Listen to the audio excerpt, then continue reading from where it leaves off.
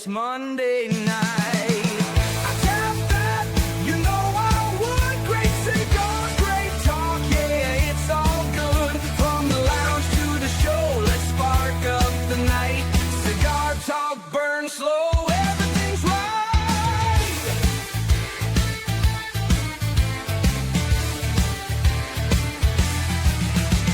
Legends and makers, they stop on by, sharing the secrets, the craft, the why. From the rollers to the blenders, they tell their tales. Pair it up with spirits, let the smoothness sail. Wrapper, binder, alright. Flavor notes hit just right. Retro hail, take it slow. Only I tap that cigar show. I tap that, you know I would. Great cigars, great talk, yeah, it's all good. From the lounge to the show, let's spark up the night. Cigar talk, burn slow, everything's right.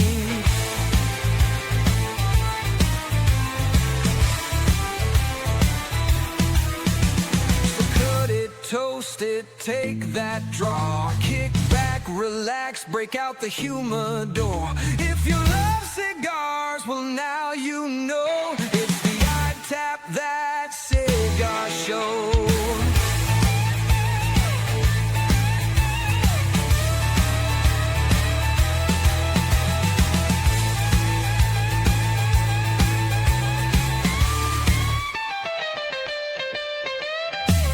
I tap that, you know I would. Great cigars, great talk, yeah, it's all good. From the lounge to the show, let's spark up the night.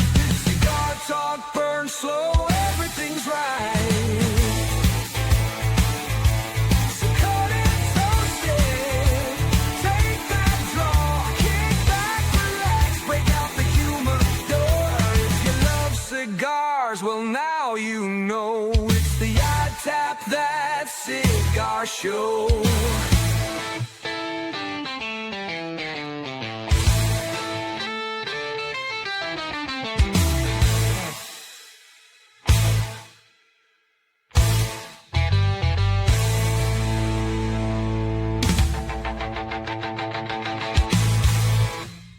What is going on, everybody? Welcome to the I Tap That Cigar Show. I'm your host, Kevin from Cigar Prop, and I'm coming to you live from the sunny Gulf Coast of Florida. Joining me, as always, my co-host from the sunny, not so Gulf Coast of South Carolina. The upstate. The upstate, Kerr Viajante of Stogie Road Cigars. Kerr, what's the it's getting hot down here. It was 104 the other day. What's the it's a temperature? The temperature right now, as it stands, is 78, but it got up in the it's getting up in the 80s. It's been Yeah. humid. So, even on the way back, we went to Pennsylvania this weekend for the celebration of life for my dad. And when we got down south, as soon as we entered like North South Carolina, it was like 90 degrees. So, it was definitely back into the heat and humidity. Oh yeah. And people, these new Floridians, what's going on? Have been like, oh, it's so hot down here, and I like the meme everybody's been posting. It's like Florida's just preheating right now. We're still warming the oven up. So give it another month, and it is going to be hot. But whatever. Is it those folks that that they kind of snowbird it? Like they'll come down in the winter and they'll be like, man, it's so beautiful here, but they never were in Florida like in the summertime. Oh yeah, no. And they made that big decision, like I could live down here. Because when we went to go see Flagler, in St. Augustine, I can't remember what it was. It was like in the off season. It was beautiful. It's like, this is beautiful weather, and then it's like, okay, well, it's time to move Joe in August, and I was like, this fucking sucks. What? This is I'm used to Florida, I know Florida weather, but it still doesn't make it suck any less. Being prepared for it. Yeah, it's an eye opener for sure. I need I need another cigar. I just You finished need up. another cigar? Yeah, I just finished up. I generally don't smoke before the show, because usually I work all, or I'm busy all day, and then I like to start the show with a cigar from our guest, but I have been smoking a ton of Emami cigars over the last few days, trying to work through their lineup. I just finished up with the Pompeii.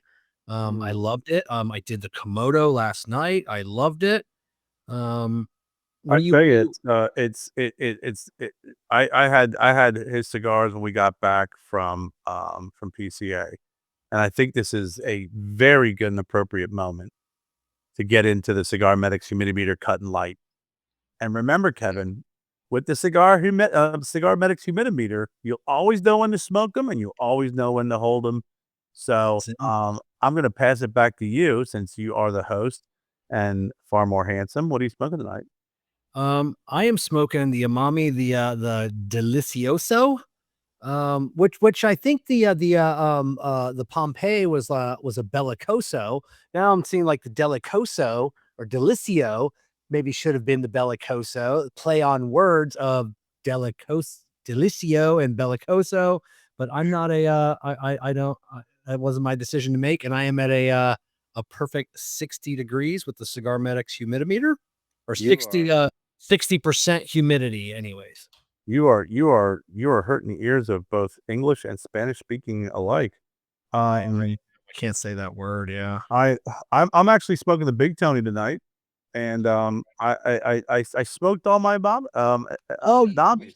you smoked, you went through all those I Emamis? did. Uh, I thought I had one left over for the show, and since Jennifer's probably not watching, I'll blame her. She probably smoked it. But I'm at 66%. But when I and started smoking them, I was like, I swear to God. Yeah, see, look, Jennifer loves Delicioso. So there you go. That's where my cigar went. Um, when I started smoking them, I just was hooked because I posted online, and I told Amin, in the green room that during our time at PCA, we smoked a lot of great cigars. We met a lot of great people. yeah. We met, we interviewed a number of boutique companies. And for me, this is the sleeper brand of PCA. It was the one that, we met him. We just started shooting shit with him. We did an interview, and it just was like just that hook of just a small conversation turned into a conversation, turned into an interview, turned into getting some cigars and smoking them. And I was like, God dang, this is definitely a cigar that should be in cigar lounge humidor. I definitely agree. But before we continue the show, we'd like to thank a couple of our partners for making this show happen each and every week. Irish Beard Balm and Simple Hair and Beard Color. If you're watching this, you already know my beard is looking sharp. And if you're listening to this on the podcast, go ahead and picture greatness. I keep it that way with two secret weapons: Simple Hair and Beard Color and Irish Beard Balm. FYI, Irish Beard Balm is my company. Simpler hair and beard color knocks out the grays, no mess, no mixing, just quick, clean, natural looking results. Then Irish Beard Balm steps in to keep the beard soft, healthy, and legendary. No gimmicks, just results. Want to level up your look? Hit the links in the description and thank me later. So all right, let's Picture greatness. Picture greatness. pic- That's a great line. picture greatness. So all right, waiting patiently in the green room is Amin Emami from Emami Cigars. But as always, if I can have our guests play themselves in, I do. So Amin, take it from here. What's going on, everyone? I just wanted to kind of touch few things, a little topic for today for you guys. First of all, I want to thank you for watching this video. It means a lot to me. And I truly believe that every one of you has a purpose in life. Every one of you is special in his own way. There's a reason why you are here. You got to believe in yourself. You got to have the confidence. You got to have the knowledge and feel that you are here for a purpose, because you are. We often go through a lot of times in our life, and we're always searching for that one thing that can make us happy. And sometimes, a lot of us go through life and we don't even find that. And that's a shame, So I just want you to know that it's okay. It's okay that you feel that way. It's okay that you sometimes feel like you're lost. But just remember, you are here for a reason. You are special. You have a gift, no matter what. Be happy, be thankful, and have a blessed day. What's going on, Amin? What's going on, man? So You got happy. oh, you're welcome. I wasn't even sure when I had that video if that was you. Like we said, like there's so many different looks, but I can tell you the other night when I was screen recording that video, I watched that video like 6 times because it's only a minute, and like Jessica had said something like, "Yeah, watching that video again." I'm like, I kind of needed to hear that, like I found that video at like, you know, just at a point I needed. I don't know. I needed that little extra boost. So thank you, for that. Have you found that one thing that makes you happy yet? I have a lot of things that make me happy. I am grateful for life. That's That great. that is. It's what about, okay, so you have plenty of things that make you happy. What about, let me see. I have a where is this photo at? What made what made this young cat, what was the how long, because look at you. God, look at that hair. God, I'm so jealous of that hair. What you know what made that guy happy at that point? Because that guy. Yeah, that you're taking me back on memory lane. I mean, with the video, with that picture, this is like years of things. So many things I've gone through. I've been through so many things since then and before then. But that picture, I remember when we took that in Kansas City. We were shooting a special about when I was helping to work some life coaching and business coaching for a lot of my clients. Yeah. So that's what really made me happy back then, is just helping everyone succeed in something that they wanted to do and they were struggling with. So I was like, me giving back. Yeah, that was really, I mean, I still do it to this day all the time as much as I can, but the being a servant, being able to help somebody that's in need in some sort of way, that's part of my happiness. Right on, because I mean, and because they're, reading a little bit about your story, I mean, there were a lot of people that helped you along your way, to get where you are, joining us tonight, smoking a cigar. So let's go all the way back to the beginning as a young Amin, growing up in Tehran. I think a lot of people, would love to hear the story of how you got from Tehran. I mean, I know that's where you were born, and I know you lived there for a certain amount of time. I don't know how long, and then you came over to the States. So, how long did you live in Iran? Oh my gosh, bro. So you're taking me back to the early days. So I was born in the early 80s in Tehran, and this was like crazy time, in the country, because, the revolution just happened, the Shah left, and then the Iran-Iraq war was happening. So there was a lot of freaking chaos, in the country, and just me growing up into that. And my mom and dad got divorced when I was 3 years old, but I was there till I was 9. At 9, my mom from America, she came down to visit, took me to Turkey so I could get my visa, and then that was a process. And then afterwards, I came to the U.S. In '91. 90. Now, I said, where did you come to, where did you come into? So at first, we went to Michigan, and my mom had remarried an Iranian American citizen. So he had a bunch of different like restaurants and different real estate stuff that he was doing in Michigan. We went to Michigan. We lived there for like, oh my god, I can't remember exactly, but 7 months, 8 months, something like that. And it was liquidating everything from those areas. We went to Chicago, visited some family. We were there for a couple months, and then we went when we came back after the liquidation. It was in Kansas. We actually came to Lawrence, and we were living in Lawrence. I started going to school, to public school, and was in Lawrence since like 90. This would have been like 92-ish to about it was like 95, something like that. So about 3 years I was in Lawrence, and then I went to Philadelphia. So been around, been around. That from Tehran to Michigan, that was that had to have been one hell of an eye opener, to come from, because I mean, I don't know. I mean, I see pictures of Tehran, back then anyways, but that was a big place. Like that's not a small, a small city. I don't know what like population what will they have, but I'm sure it was more than whatever town in Michigan that you came to. Oh my gosh, bro. Yeah. I mean, you're talking about a city of 9 to 10 billion people. So it was a big change. I mean, as far as the population goes, but the culture and everything. I mean, once I got off to the marathon at the airport, I was very shocked. I was like looking around, like, oh my God, this place is nice, it's clean. I can smell the air. That air feels clean. I look at all these buildings and everything looks nice. And it's just a totally different vibe.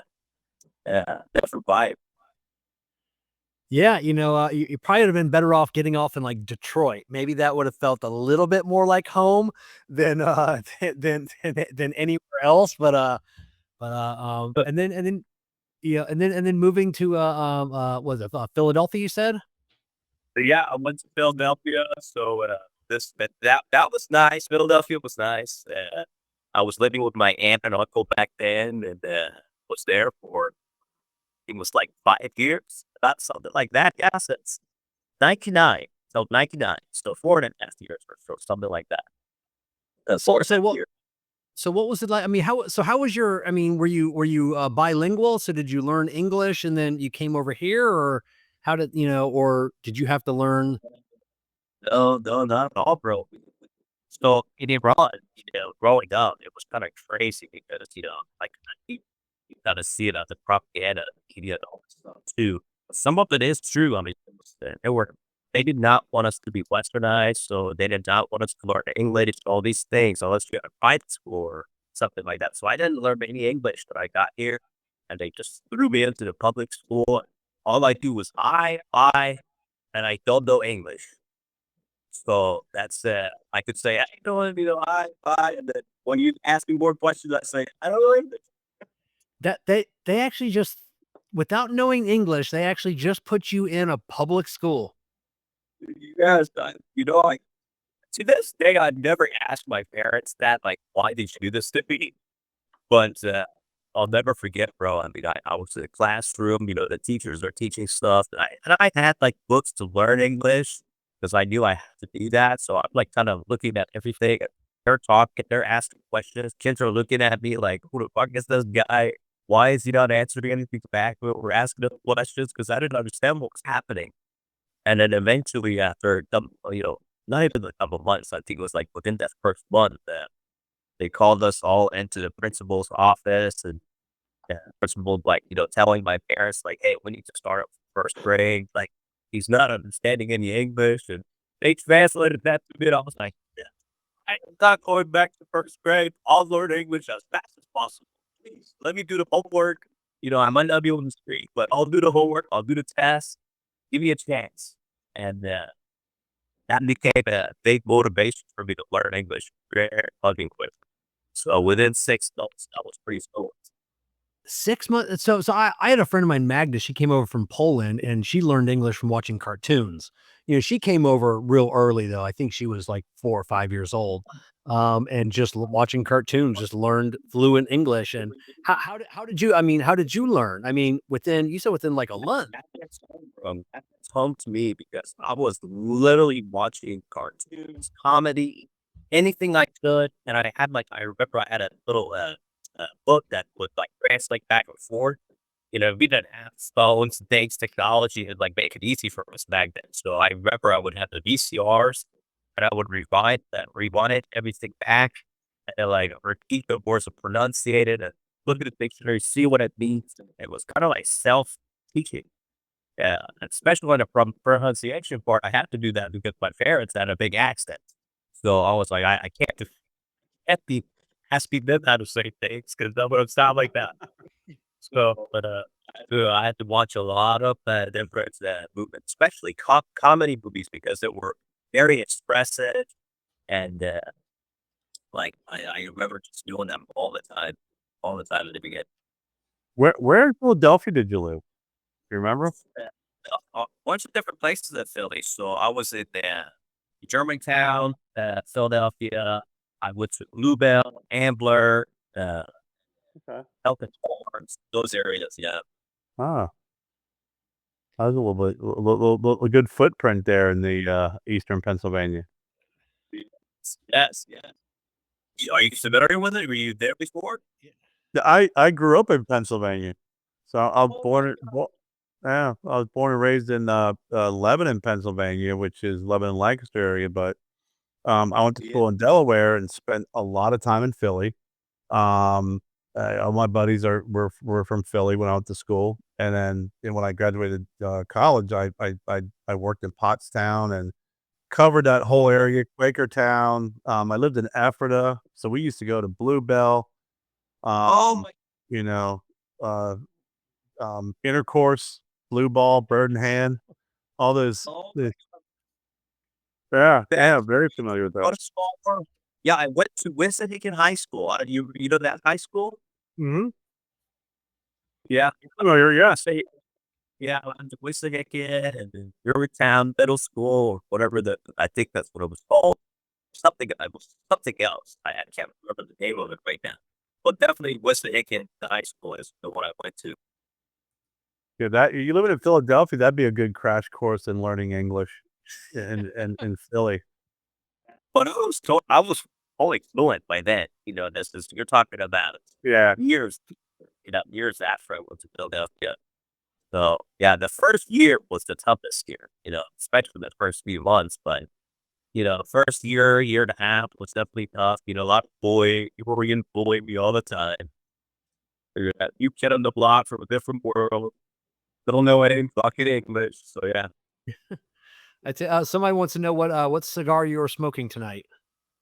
I'm actually I'm kind of trying to just smoke this every time I do a podcast or anything.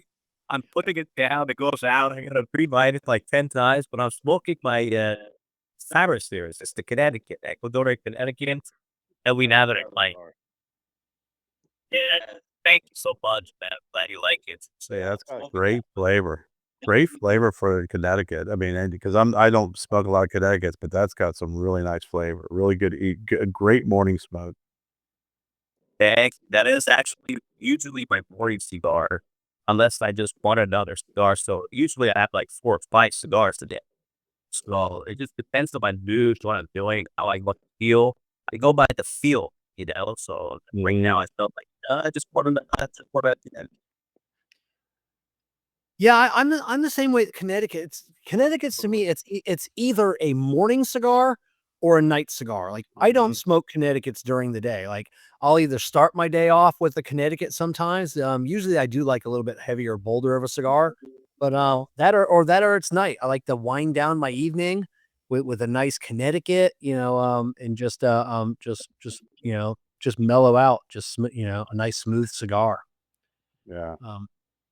So what were you? So what were you into as a kid in Philly?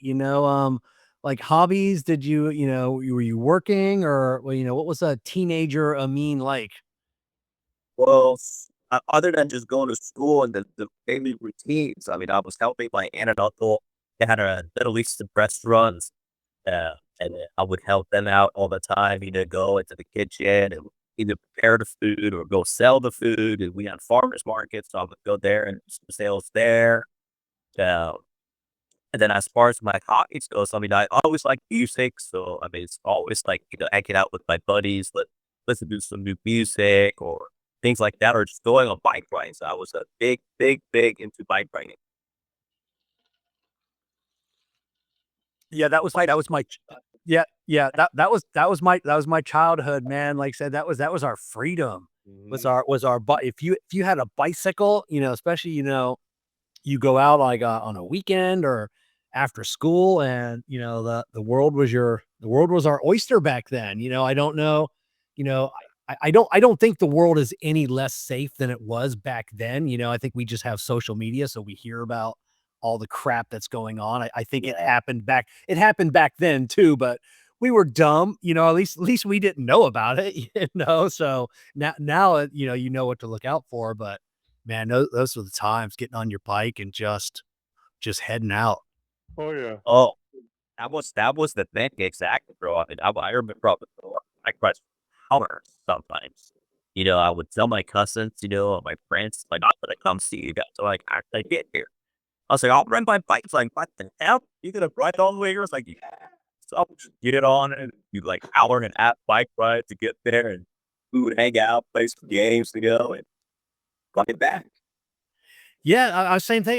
It'd be nothing to ride an hour to a friend's house, and I mean, probably probably a little bit less, but you're always getting into some shit on the way, and just going out of your way. But yeah, it was so I'm with you on that one. Just that was, like I said, that was our freedom, man.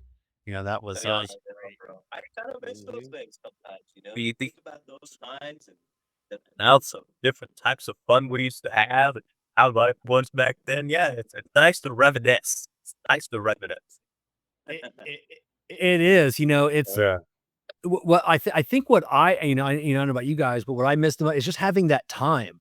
Like I can't find, like to, like I haven't golfed in years because I can't find 3 hours out of my day, any day, to go golf, let alone go on a bike ride for an hour. Just I would think of like, oh God, I got so much to do, which we don't. We could find time if we wanted to, but we're all businessmen here, so there's always something that's keeping us from doing that. Finding the energy as you get older, finding that energy too to, you could be like, "Hey, I got some time," but man, it'd be really nice just to relax and sit down. Yeah. Oh, yeah, yeah, yeah. You get back from an hour bike ride, then you're down for 3 or 4 hours. You gotta take a nap or something, or he's like, "My back, I'm gonna put some ice on my back," and so, yeah. Well, you're talking about, like, being a kid and having, riding bikes, when I went back to Pennsylvania this weekend and we did a celebration of life for my dad. We had everybody, invited folks, and I got a chance to see some of my buddies, like, my friends that, we met in diapers, like, neighborhood, like, that type of old school friend, and it was like, man, you just start reminiscing and talking about the good old days, and, it was I gained I gained a few extra years over the weekend just having these conversations. I felt a little bit younger, after having these conversations. It's so awesome. Oh, that's awesome, bro. Yeah, it's so fun to get, with your old friends like that, get together and reminisce. It does bring some energy back, those juices that you're missing in your life sometimes. Yeah, I love doing It that. does.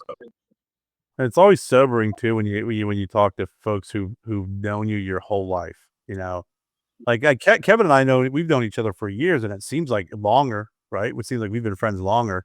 And those are also great friendships because the time frame is really indefinable. It just is. Oh, Yeah. for oh, Life is short, bro. You gotta be able to spend time like that as much as you can. Because yeah, we're on the grind all the time, all of us.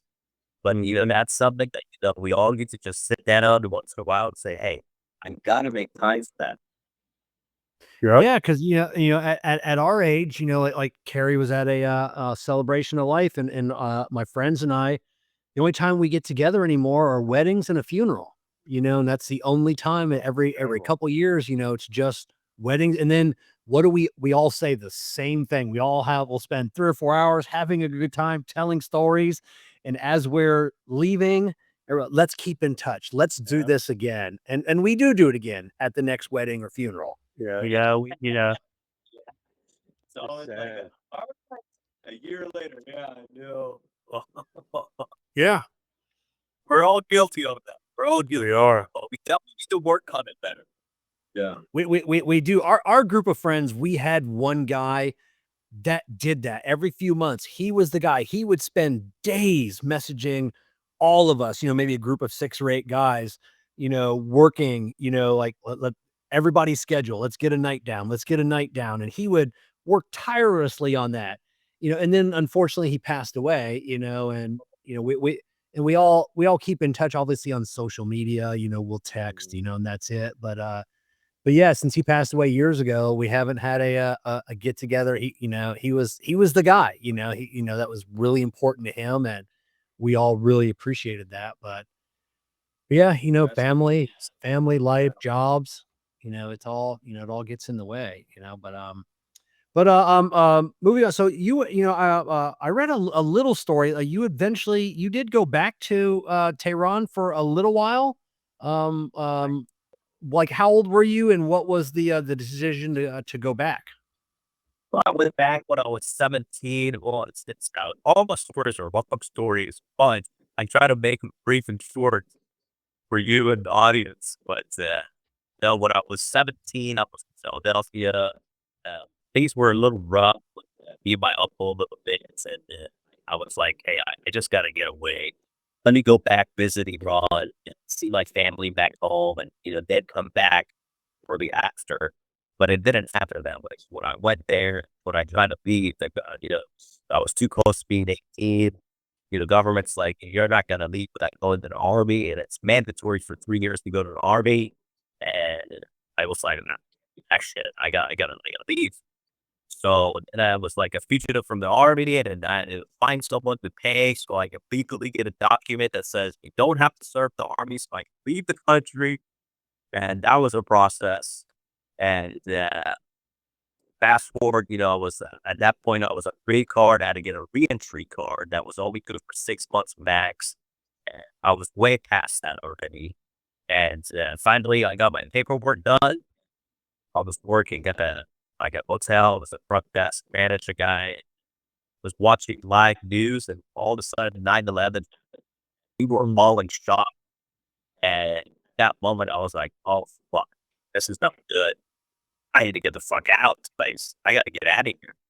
And so I got the ticket, and I flew in, and I knew I was in trouble, because I was like, I don't have my paperwork says you can't enter, right? Because it's expired. So I went to JFK, and this is at right after 9/11. This was at October, November night. Got to JFK, and the guy's looking at my paperwork. It's like, "What are you doing here?"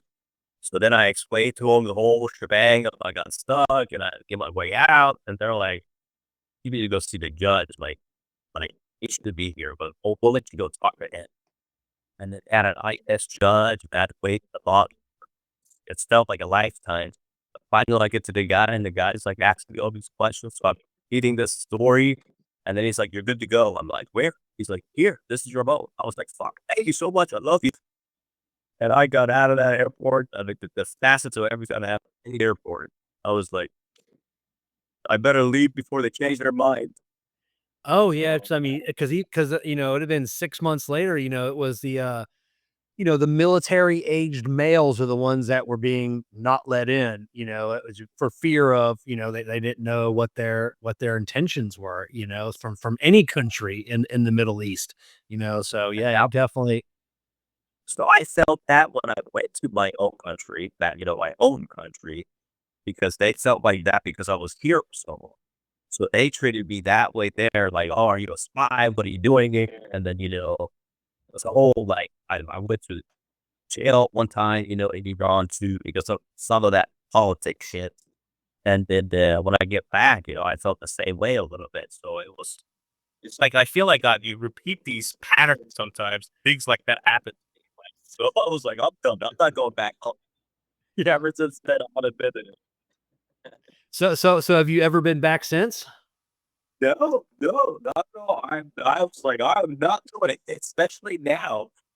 Back then, I'm a kid. I don't have much responsibilities. And now, you have businesses, family, kid. It's too much to lose and be stuck in a country that I can't get out.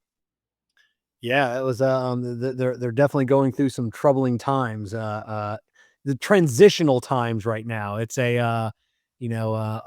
think the world has hope for Iran, It's we'll see, but It's sad, bro, because we as the people of Iran, 80% almost want democracy, want westernization. They don't want this revolution, these crazy ass fuckers that are running a place. And we've been protesting for a lot of years, right? 40 something years now, trying to change this regime, but we haven't had any luck because the government's very good at like squeezing the people in a way to where you can't really do much about it. So it's kind of sad because you got a beautiful country, you got amazing people that are welcoming. When we go there, for example, they would like get the shirt off their backs. Right? You got to come to my home. We'll feed you. Don't worry about it. You don't set a hotel. It's things like that. We'll show you everywhere. And, but the politics of the government, it's sad. Look at me. I haven't went back to visit my families for 20 something years. yeah, and the Western media doesn't help, because they don't show, the parts of, Iran, Iraq, Syria, where the people do want, like you said, democracy. They want that Western culture, but all they show on the media is the flag burning, like, oh, death to America, everything else. And it's like, oh, see, these people really don't want us there. They hate our culture. They don't want to be like us. And it's just like, kid, God, it's sad. Yeah, it's very sad, bro. It is sad, but that's propaganda, it's always been like that. It's always going to be that way because you have to train a mindset, especially when you're going against somebody. I don't want to get into politics too much with this, but at the end of the day, it is sometimes, you have to go visit somewhere or, see the outside, don't be closed in so you get the real picture of what really is going on in these places. Oh, for sure. So you leave the airport. The judge says you're free to go. How old are you at this point? You said you're that 18, that 19. 19. So It was what's 19, so I know I got. yeah. So what's next for you? Where do you what do you do? Where do you go back to Philadelphia? Where does Amin go? No, I came to Kansas to visit my mom, and at that point, I had moved from Morris to a smaller town, Eudora, and I came there. I visited them. I just said, I got to go back to school. Now I'm at 19. I'm going back to my school, and in junior, I was a junior then. I was the oldest guy in the junior class, and that was not fun either because now I had all this experience, crazy things in my life happening. I'm older, and amongst some of the younger kids, the maturity level was just not there. Freedom was what everyone else kind of. I just couldn't handle it. I was like, I got to drop out. So that's what I did. I dropped out of high school, and then I got into a program to just get my high school diploma offsite, and finished it that way, and then just got into the workspace. I was never a guy that wanted to go into school. Eventually, I went to college, dropped out of college too. Yeah, but I just started working and doing like first odd-end jobs, and then I remember when I had to also live, any history, so I had to go into very bad spots, and lived almost like a project lifestyle, and that was kind of rough too. But I put in the time. I just did a lot of different things, worked, and built myself way up, and just started going to different career paths until I became a manager. I was managing businesses and built on that. And then that's when it clicked. And I said, I need to start my own business. And that's kind of what I did, in my 20s, early big 20s, I guess, is when I first started my first business. It was a car detailing business. Yeah, I had a similar, like I said, I dropped out of high school my junior year, and I had this paper I had to take around to all my teachers and, say I'm dropping out of school, and everybody tried to talk me out of it and everything else. And then I got to my business management and law teacher, and that was my favorite class. And he signed it, and he goes, "You're going to be okay. I think he saw it then. It's like you were like the best student, like business. And like I said, that was my favorite. I was the same thing. Just go out in the workforce. I got a jump start on all my buddies. They all went to college and I started working. Same thing. So, but yeah, car detailing, that's good. But Kansas, that had to have been yet another culture shock from Philadelphia. Huge shock, bro. Huge, because I'm used to these big cities and all these movements and diversities, and then I come up to the Midwest in the middle of nowhere. Actually in Lawrence, where I ended up being is a little more diverse. We have the King's University, so a lot of people from all over the world would come here. And, it wasn't as bad, but yeah, I mean, it's just you're talking about 9 million people. Then you go to another bigger city, and then you come up here with like 80,000 people. So it was the big jumps. Oh, I bet. Um, how did so we'll fast forward. Yeah, I know you have a bunch of businesses now. You have like the CBD business, and that's one that from what it looks like, that's a pretty large a large business. Like that's not small. What you develop. How did you get into that? Well, I've always been an advocate of just like marijuana in the past, but eventually I realized that personally for me, I didn't like the THC effect as much. And then I started realizing that, the whole CP line had the benefit of medical benefits that I wanted for myself and like for everyone else. And I started studying that business, and I was like, that's what I want to do. So I started getting into the CBD business, and we started out with Billies. That was the first product that I did, and eventually, I had like 60 different products. I started that business right before COVID happened too. So it was a kind of a crazy timing, but it kind of worked out eventually to my favor. And but yeah, so it was just because I wanted to have something for my own self. I've dealt with anxiety when I was growing up a lot of times. Obviously, I've learned how to control that a lot better now. Yeah, but the CBD definitely helped me, and I was like, man, this is a lot of people can use this. A lot of people, suffer from that, either knowing about it or not knowing about it, not even knowing what they're dealing with. And I was like, I gotta get this out there. I've always wanted to look a little bit more into it, but I never known anybody that like owned a company. Because they says the same thing for me. Like I said, I've never done drugs, any drug, a day in my life ever. Even when you look at me, and people find that hard to believe. But I'm getting older. I got back pain, I got knee pain, I got shoulder pain, and people keep saying, like you need to try the CBD, and I'm like, I don't know. It's like you hear some are good, some are bad. Companies that they get lawsuits because they're putting bad stuff in there. And then I'm concerned about like the THC side of it. Can you get hooked on, like, if I rub CBD on my knee, can I get addicted to that? That's all things that are going through my mind. So what like on your products, like what is like can you get addicted to CBD, as in like if it's a joint relief Yeah. or Yeah, no, not at all. No, no. CBD, especially if it's pure CBD, is zero THC. It's not that addictive at all. Yeah, and it has very, very good beneficial things for you, for especially for your bones. If you're using it correctly, you have to treat it like a medicine.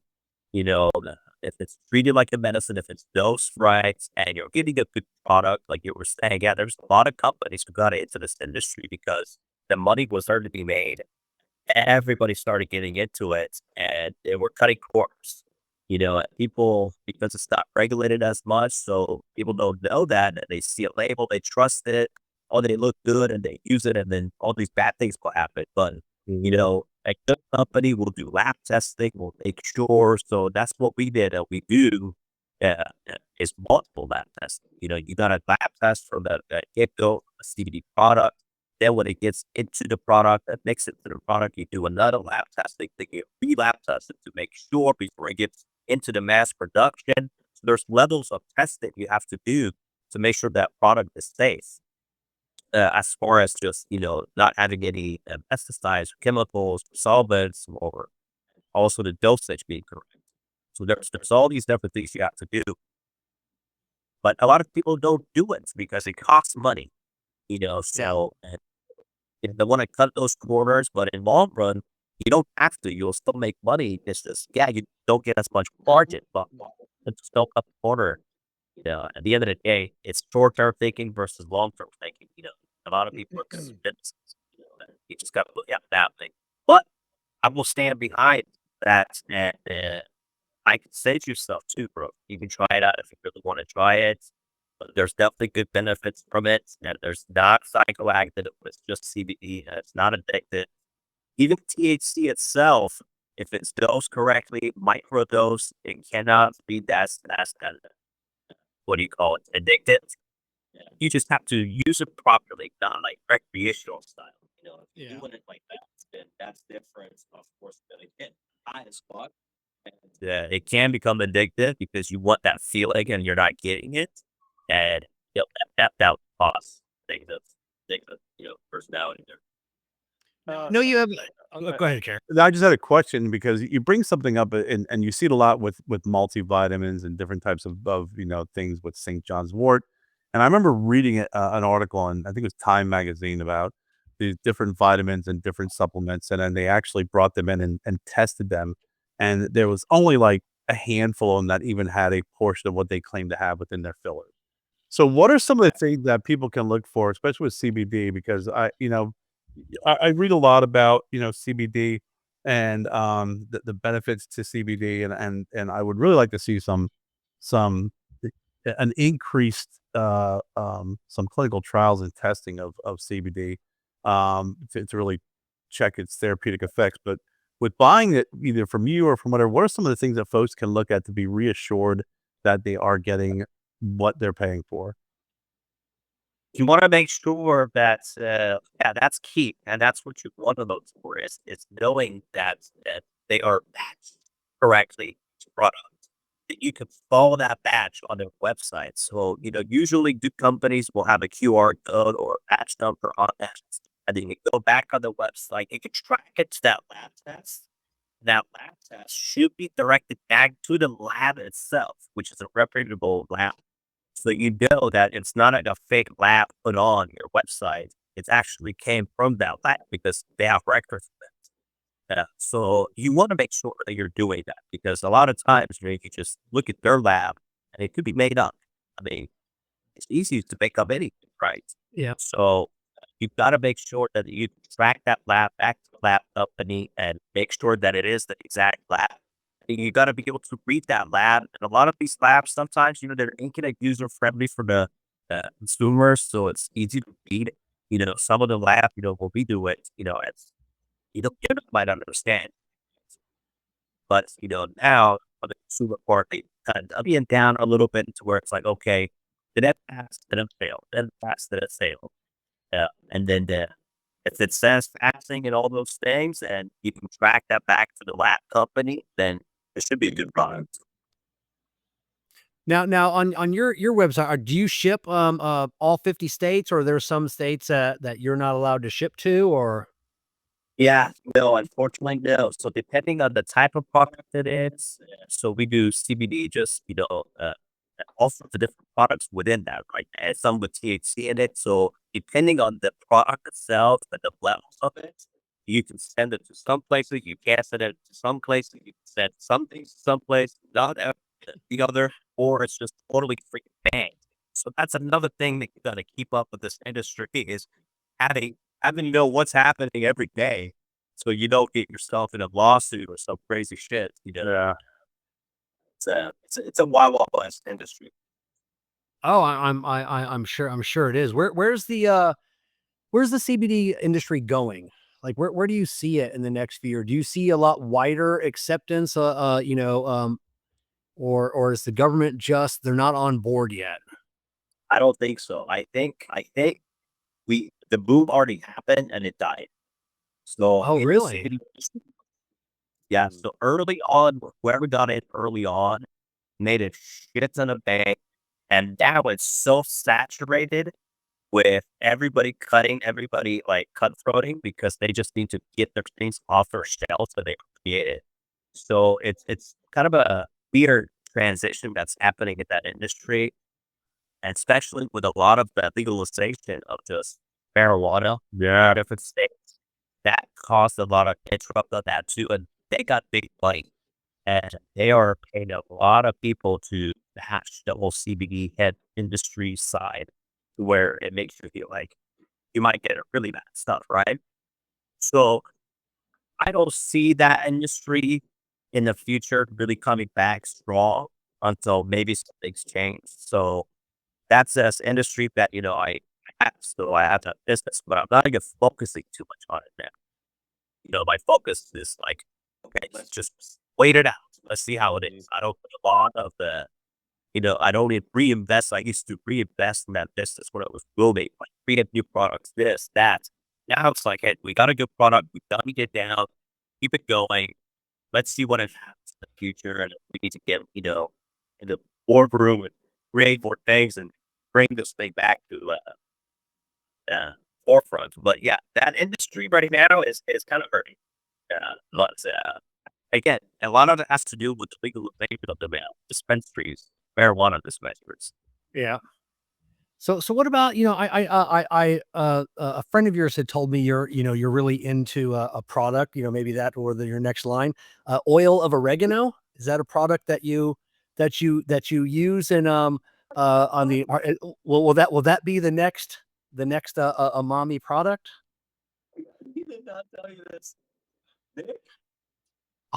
I don't I I don't Yeah, I man, we gotta put him on the spot. You're gonna ask some shit like that. We're gonna put Nick on the spot. So Nick from El Imago is the guy that loves the oregano oil. And I'll never forget. I was like, going through some sick, and I was sick and shit. I was like calling. I was like, Amber, oh, I'm not feeling too good. And I had to smoke for like 3 days. He's like, bro, what are you doing? I was like, what do you mean? He's like, you need some oregano oil. I was like, what? It's like, yeah, you didn't hear about that shit. I think that shit every day. I was like, come on, bro, you're joking. But he's like, no, I'm serious. Get out. So it was true. He takes oregano all the fucking time. Then wow. I tried it finally when I went to PCA at our dinner table. He pulls out the freaking bottle. He's like, you want to try it? I was like, what y'all fucking try it? But no, I do not take oregano oil every day. That's not my thing. Okay, okay. So That's I Nick's thing. I didn't know the story. I was just told to ask you about the oil of oregano. So, I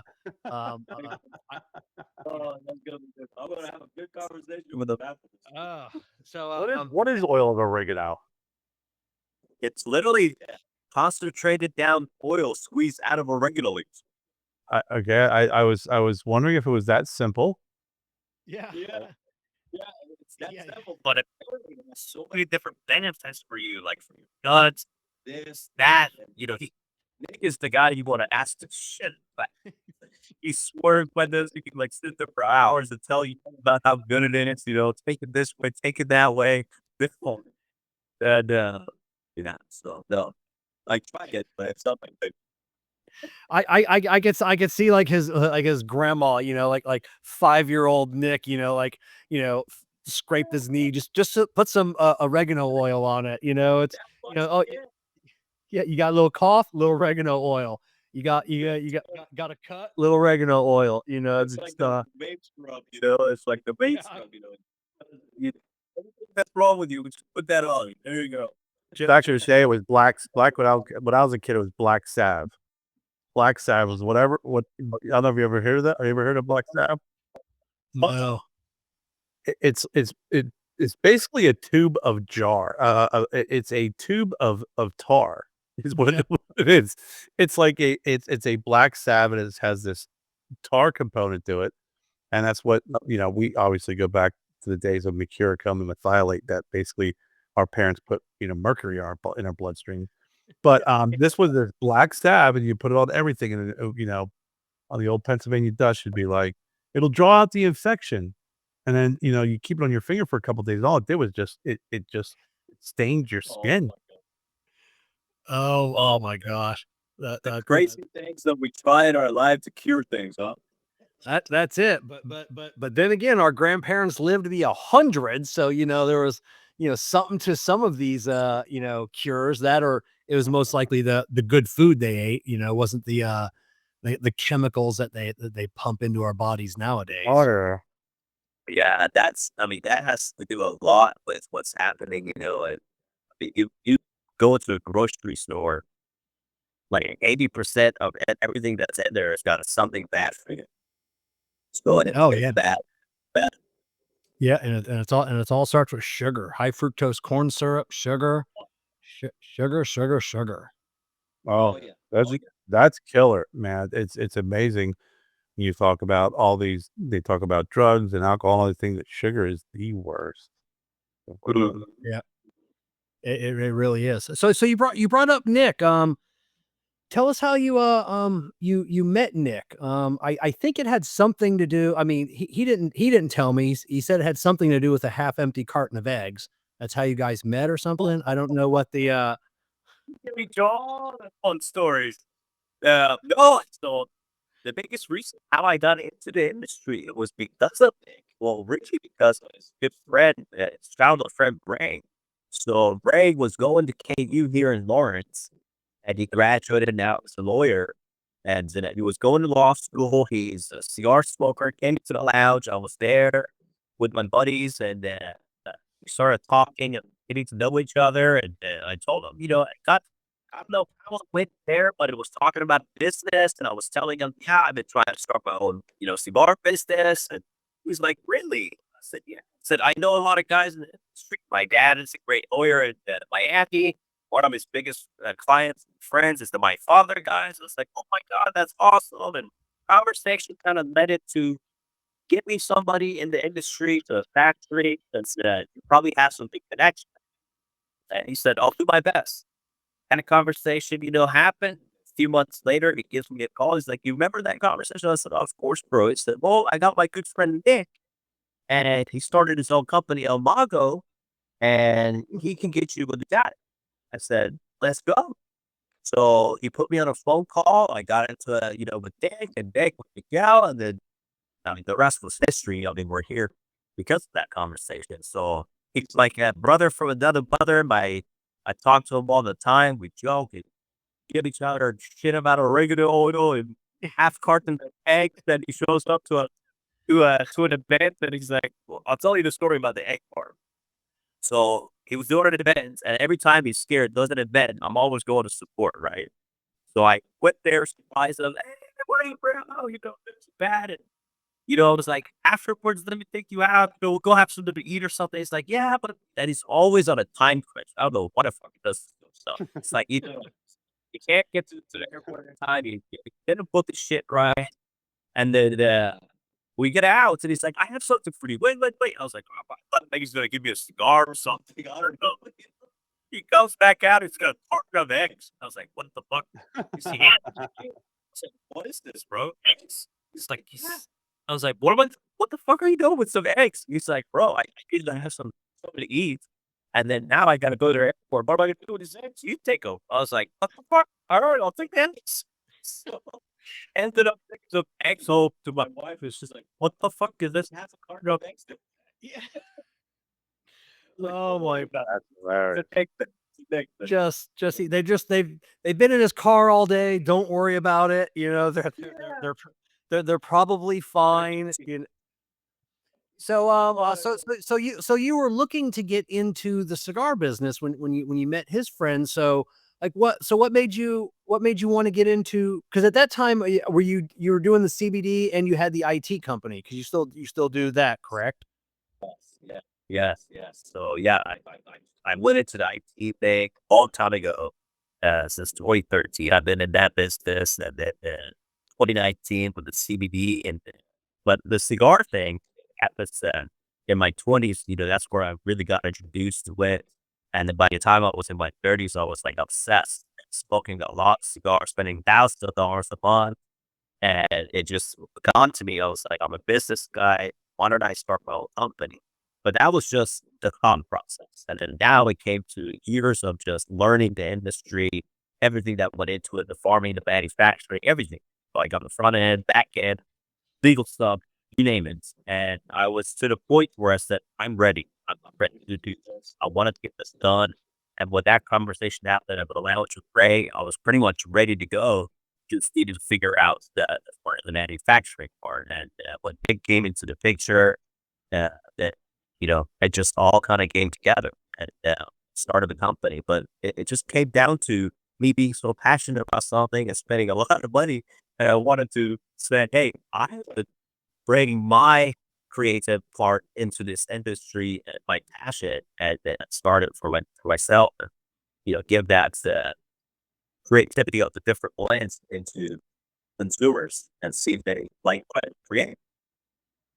So, tell us about like that first meeting of like, I'm assuming you went down to, because your cigars are rolled at what, MGE? Is that the name of the factory? Yeah. Same with, so did you go down to Miami? Did you, meet up with those guys? Did you go to the factory? How did that first? Oh, no, not at all, because I knew Ray so well, and, he's a good friend at that time, and, it was more that I trust you, get me, the things, put me on videos, things like that, and then I'll come visit. So in the beginning, I didn't even go down, I was just taking Ray and Nick's word, and, and they had the proof, so I didn't have any reason to say they're bullshitting me. So it just came down to saying, okay, this is what I want. This is the type of tobacco I want. This is the type of blending I need to do.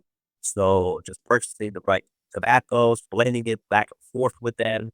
So just did a bunch of different blends in the beginning and got it back and started just testing it, smoking it, getting it to everybody I could, getting feedback from it, going back and forth, reblending it until I was like, okay, I'm going to launch with these products. And once that happens, after that is run away to the factory.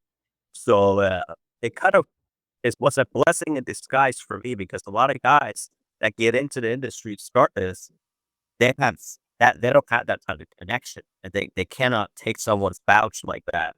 So you have to go to these different factories, figure out who you're going to deal with, right? So that for me, it was kind of a blessing that I had these guys in my circle to where I could get in that fast.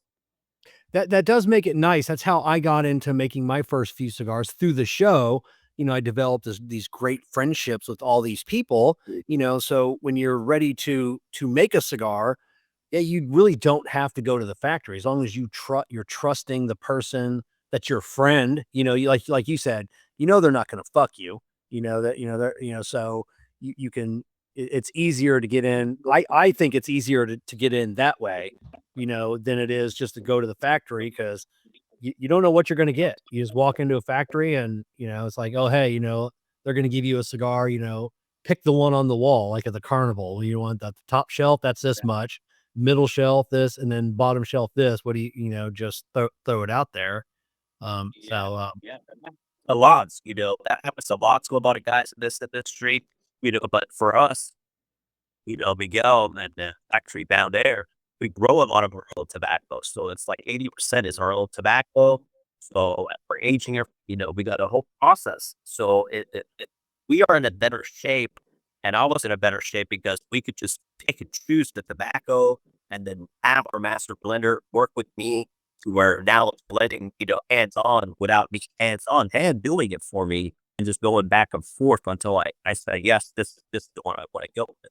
So it's kind of a blessing, bro. It's kind of a blessing that, we have such a great team and, the great guys. I've obviously been there, and I'm going to be going there all the time now, as I'm growing the company.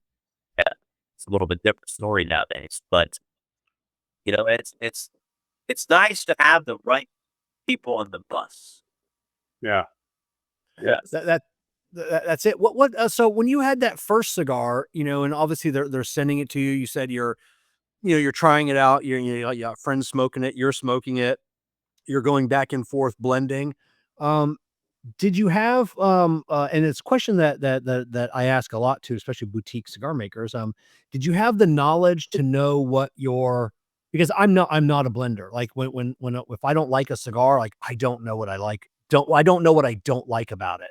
So it's really hard for me to articulate that. Like, I don't like it. What don't you like? I don't know. Make it better. Did you have that? Did you have that ability, being, like I said, you were diving in, you're kind of a cigar nerd. Did you have that ability to say, this is what I don't like? It comes down to your palate. I think I have a good enough palate to where I can articulate what I want out of a cigar with my blender of the beginning, the middle, the end, and what I'm looking for out of a cigar, drop wise, note wise, things like that. That being able to compare things, right? So for me, at the beginning, I was giving them examples of different types of cigars that we both knew about. And I was saying, I want this part of this to be like this part of that. So it was like having a palate to where you go back and forth on, and then having them do the science of it, of the recipe. For me, I'm learning as I go. I'm learning. Okay, if you put this much of this tobacco and that much of this type of tobacco, it's gonna do this to the cigar. And at first, it's a little bit different. Like 1% of this more, 2% of this, it might change the whole thing. Oh, yeah. So it comes down to science, of that recipe that your master blender is the guy. But it helps that you have a good palate, that you can prepare things, tell them what you want, and be able to articulate that pretty well, and where he can do the job that he needs to do. And then, so I don't have to keep telling them 10 times, redo Yeah, this, yeah. redo this. So how many cigars did you start off with one? Did you start off with several, like, hey, I want to do 5 cigars, or do you just start off with, hey, let's start with one cigar and see where that goes? Well, in the beginning, the whole thought process was to start with one, but I realized I didn't want to do that. Like, right as we were blending that, I said, I don't think I want to do one. I think I need to do a sampler pack to where I can give people an option of a variety and test the market with the sampler pack. And so I decided I'm going to do 5, and I'm going to put it in a fresh pack. And when I did that in the beginning, it was 0 bands, making cigars in a fresh pack, and was just selling the fresh pack and just kind of introduce it to the market, getting feedback from every one of the different blends. And once I knew that, a lot of people are loving this, I said, okay, we're going to stick with this and just really focus on those 5 blends. Rebanded it. We did 1 band, and then after that, we did a band and a ribbon on the foot. And I said, no, I need more presents. So I said, I want to do triple bands. And it just, the company started graduating in that five main blends from the beginning. And then, now today we have 16 different cigars. So Yeah, and we heard the story about the joke they pulled on you where they told the people in the factory that you wanted to put another band on your cigar. Yeah. Let's add another band. it was actually 2 bands more added. Yeah, yeah. Now I do like. I'm not a foot band person. I don't like the ribbon foot bands. I love. You have and that's actually part of the paper band. I I don't know if anybody else does this. Like I said, there's thousands of cigars out there, so nobody, seems like every time you say I was the first, someone else will say, "Oh, I've been doing that for years." But I don't recall anybody doing the different colored foot bands instead of the ribbons, and I love it. I think it looks fantastic. I think it looks a lot classier than the ribbon foot band. I love it. I mean, I think I've got like, yeah, there's like, your whole everything you have is just clean. Oh, thank you, bro. Thank you so much. The whole reason I did the color coding too is because a lot of times, people try your cigar and they love it. They'll see me somewhere and say, "Oh, I tried your cigar. It was a darker cigar, but I can't remember the name." And I said, "What color was the band?" And they're like, "Oh, I think it was a blue band."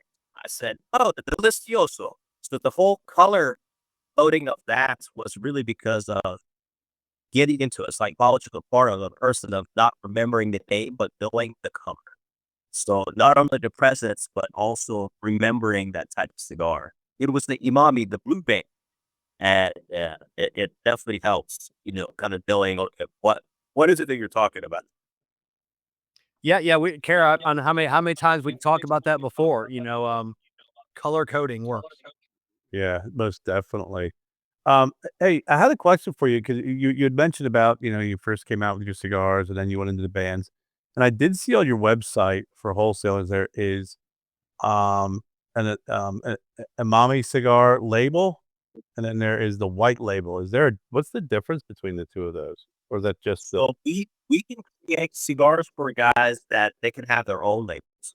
So we could do a lot of business for especially different lounges that we make house blends, things like that. If they want naked cigars or if they want their own bands, things like that. So we have a whole side of business that we can create a cigar for anybody really, as long as it fits within the model of how we do it. right? Oh, interesting. Yeah, it's yeah. I mean, there's a couple companies that do that. You don't see that too often, and I don't think you see it at all from a boutique cigar company. That will offer that. So that does make it nice, especially if someone, like you said, you get into this business and you start smoking. I mean, we all have thousands of dollars worth of cigars, and it's just like, I could just start a company, order like 10,000, and then I'm good to go. Just not sell them. I'll just smoke them myself. Have my own bands on them. That's funny. And you'd be surprised. Some people do that. Some people do come up with an idea and they want to offer something big and they want to start a business, but eventually, for whatever reason, if it's struggles or whatever it is, they might end up just smoking it themselves and handing it out to their friends. But yeah, it happens. It's because everybody thinks if you roll it, they will come.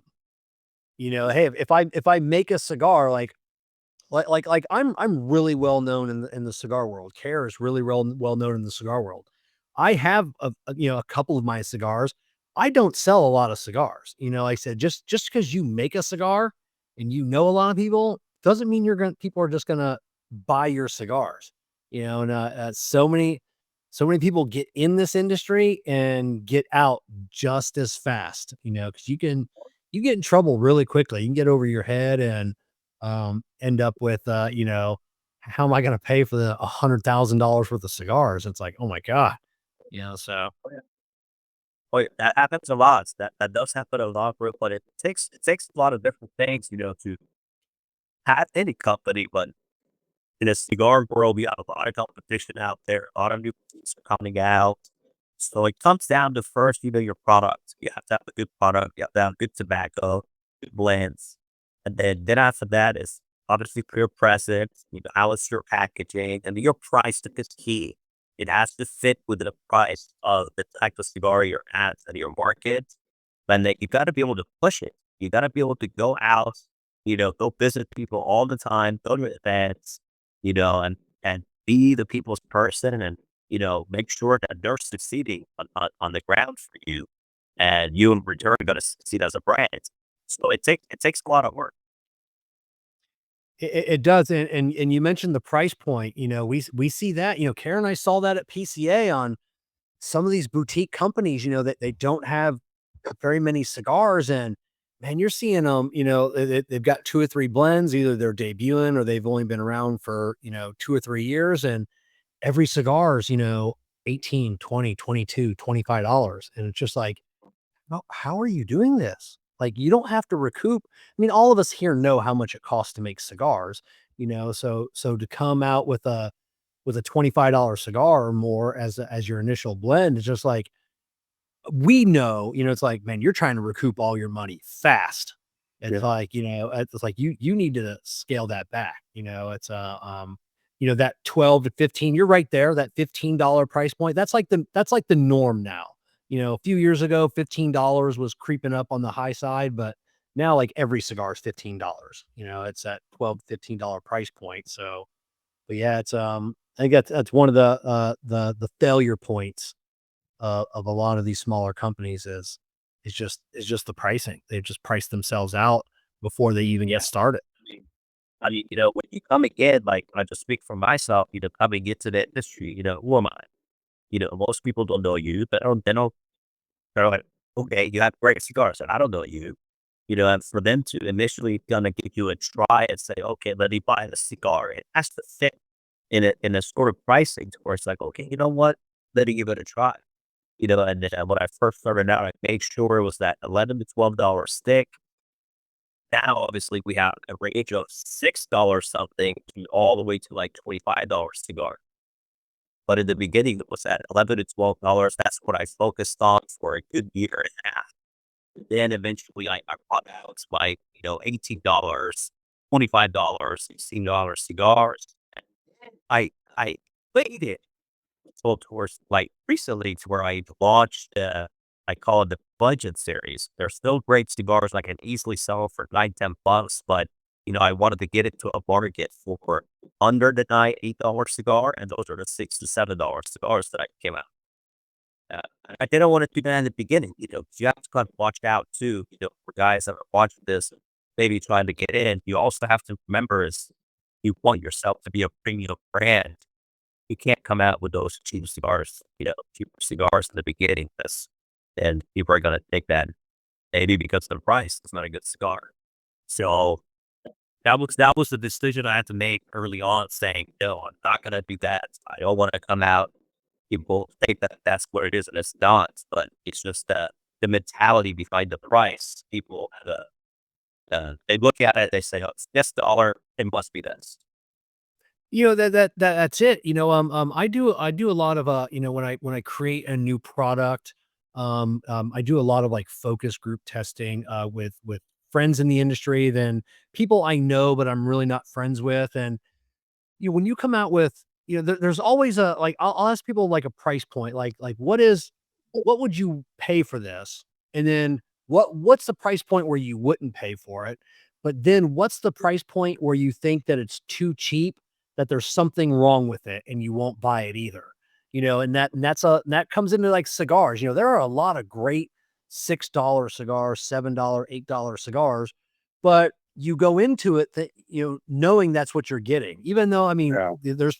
I've smoked $6 cigars that can very well be priced at $15, but you go into it, you're like, it's a $6 cigar. If I'm in a lounge, it's like, do I really want, like I'm in a new town, like I'm heading out of town this weekend. It's like, I kind of want more than a $6 cigar, even though, there's probably nothing wrong with it. So, but yeah, so at least you didn't start off as a budget cigar company and then try and raise your prices. Cause that's really, really tough. People listen and tells you that, you know, Speaking of price raising, I have to raise any of my prices since day one. And a lot of people, with the whole tariffs, that were asking us, and I publicly told them, I said, I am not going to raise any of our price. I'll absorb it, because you guys all know in the industry that, we know how tariffs work, and how it gets tariff on what. So in reality, I could absorb it if I running a, solid business model. So I'm not gouging anyone by the price. I'm not here to do that. But for me as a company, I decided that I'm not going to do that. So I kept the same price. And of course, eventually down the line, a year, 2 years down the road, things are going to change and I will have to raise the prices, but it ain't going to be drastic price changes. Yeah. But that's going to be down, way down. yeah, it's easier to eat the tariffs on a $15 to $20 cigar than it is to eat the tariff on a $6 cigar, because your margins are that much Yeah. more tighter. And it's just like, now you're like, okay, maybe if I sell more, $18 cigars, that'll make up for eating the six. And at the end of the day, maybe I'll make the same amount of money. But, and then Nicaragua's not the easiest place the last 2 years, of making cigars either, with the government and everything else. So it's, Yeah, just tobacco itself, the demand is high. There's not a lot of yeah. people, in the growing part, or if there is, they're not selling to you, or they're really selling it at a high price. So with us, like I said, I'm blessed because with us, we're growing a lot of tobacco. So we're able to keep that cost at a certain point where we can absorb some of these costs, extra costs, and being able to survive these weird times when it comes to the tobacco industry. Yeah, I didn't know. I don't even think Nick mentioned that when you're on the show. If he did, I didn't catch it. I didn't know that MGE guys grew or they grew their own tobacco. So that makes it 80% of our tobacco is raw. that makes it a whole lot easier. And then it makes the consistency a whole lot easier. I know like when I'm rolling mine, so I want to pick tobaccos that are readily available to that farm. People like we met guys at PCA, I've got 9 different tobaccos and I put this in it and I put this in it. And I'm thinking, there's no way you can have a consistent cigar. It's impossible. Yeah, that helps a lot. You nailed it, man. Because you go to a place, let's say manufacturer, you buy some tobacco, and let's say it's already limited tobacco, and you do a batch, and then your next round, maybe you have a little bit less. You do that batch, great. Your next one, you go back, you're like, well, we don't have tobacco anymore. Now we're gonna go serve something close to it. It's coming out of a total different farm. It's aged several different way. It's fermented different way. There's no way you're gonna have close enough consistency, even though it's like the same type of tobacco, same ratio, same this in the blend. It's just not gonna come out even close. So even when you have your own farming and your own process, if you go back to a couple of years later, it's still gonna be a little bit different. Oh, well, I think they're in, but at least it's close enough to where the consumer's not gonna be like, "What in the world am I smoking?" Yeah. So tell us about your first visit to the factory. Was that like a mind-blowing experience for you? Oh, man, I'll never forget it, and it's one of those things that, there's things that happen to you in life that you'll never forget, and you always wanna, like, "Hey, that happened that same way again." That's that. So we always talk about it, and, me and Dick, like, "Man, you remember that? You remember this?" But, yeah, for somebody who's done this and you create something, and you finally go down there, and you meet the whole team, and you go visit the farm, and you go visit everything, and it's just I don't know, it's a life-changing thing that you'll never forget. That's it. You go down there and you drink a bunch of tequila and you almost die, and then you never forget the moments like that. At least that's what I hear. Tequila, rum, scotch, whiskey, on your beers. Oh my god, bro. Everything. Yeah, we got it all. Yeah, We work hard. We work hard. During yeah. the day, we get up early. We go visit the farms. We do all we need to do with my blender and tobacco blending, and, the manufacturing stuff, things like that. At nighttime, okay, we're gonna go get some great dinners. We're gonna eat well, and then all right, the drinks start coming out. And we're drinking, and we're talking business. We're having fun. And the next day, oh, we are feeling it, but let's go. And when you're down there and you're in that environment of your creativity part, you just get up and you get it done. So even if you're hungover and you're feeling like that, it doesn't matter. It's like, let's go. Your energy comes back.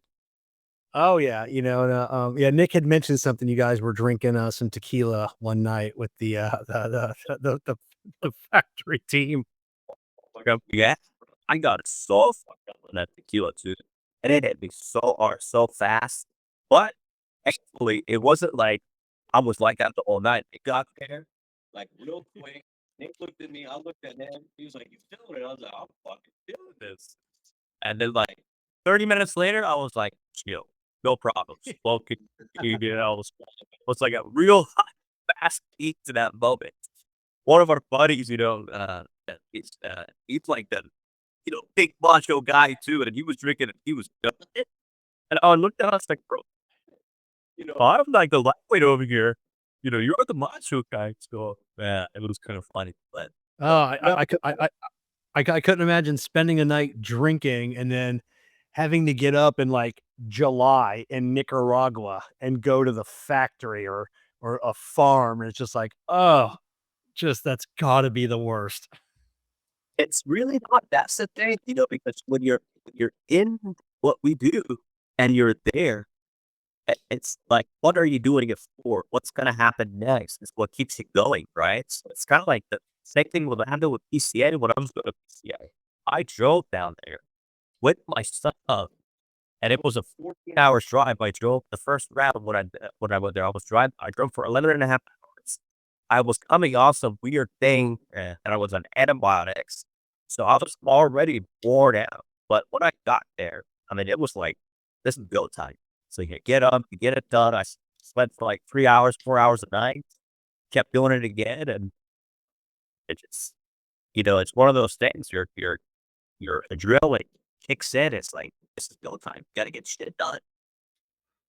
What and then talk about all this alcohol and tequila. What do you have a it doesn't necessarily have to be alcohol, but what do you like to pair a cigar with? Oh, What's your favorite? man. I mean, my usually go-tos is gonna be scotch and whiskey most of the time, but I do pair some with some tequila. Not so much vodka. I'm not a big beer drinker, so I don't do that with beer either. I haven't found wines that, I kind of like pairing with. So my main would be scotch, whiskey, and tequila. Mhm. Yep. Yeah, I've years ago, I tried, drinking tequila, vodka, but just straight up, I don't like it mixed with anything, so it's just chilled straight up, and drinking that when smoking a cigar was definitely different, and one thing that I found is it cleansed my palate, so I would be smoking, I'd take a sip of the vodka, it tasted good, but it cleansed my palate, and it allowed me to actually enjoy the cigar and get even more flavors out of it because it, with there's a number of things you can try and drink and what have you to cleanse your palate, but vodka was really one of the most efficient and best tasting drinks that I had that cleansed my palate and allowed me to really enjoy the cigar. And that's how I feel with tequila. 'Cause when I drink tequila, it's straight.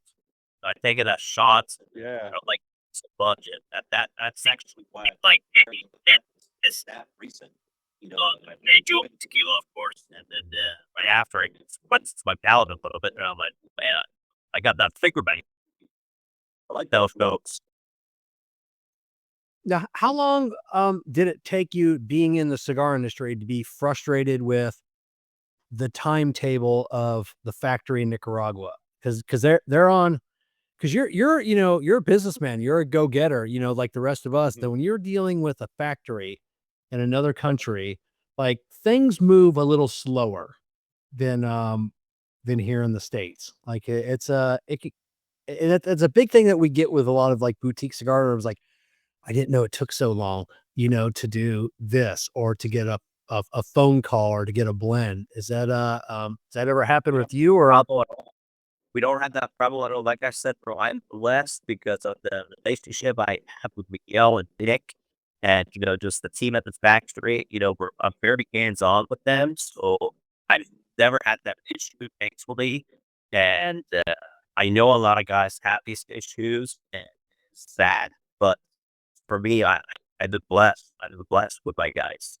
I love them all, and we just have a great team.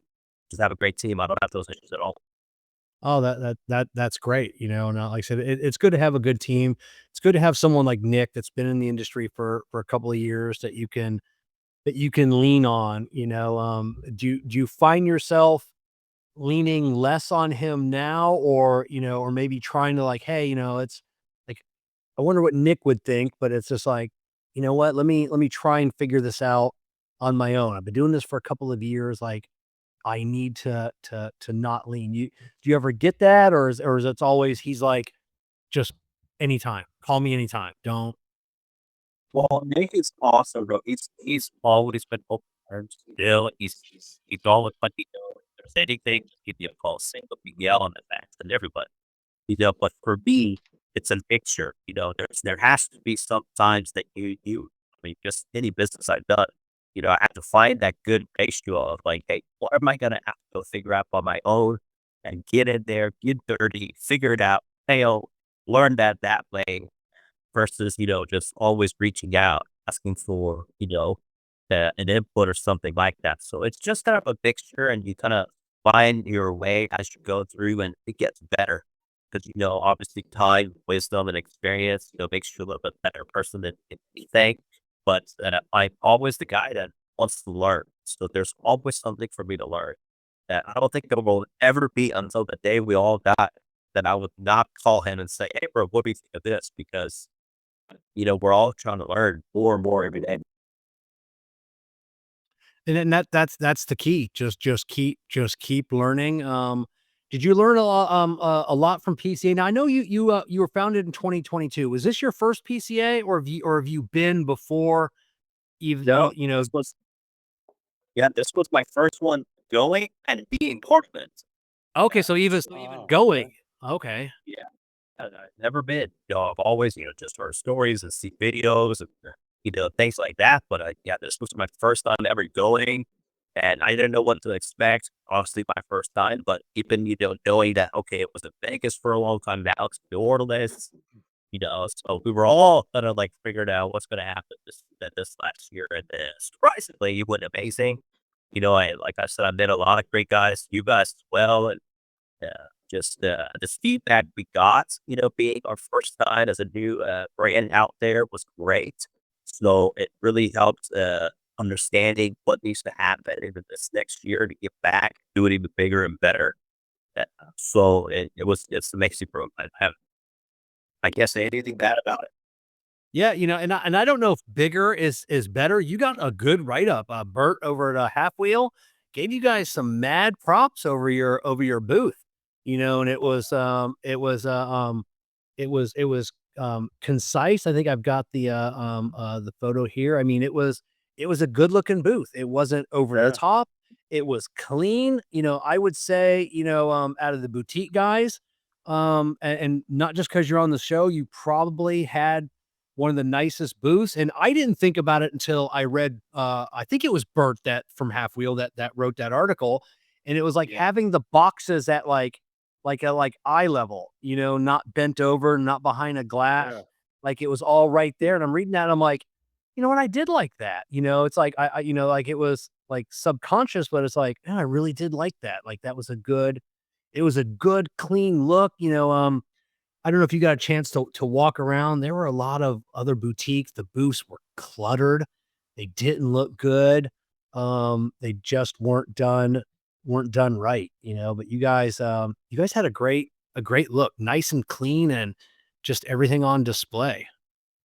Thank you so much, bro. Thank you. Yeah, at to decide really on my first round, I wanted to do that with the space we had because this first year we just did an F by 10, so it's kind of small.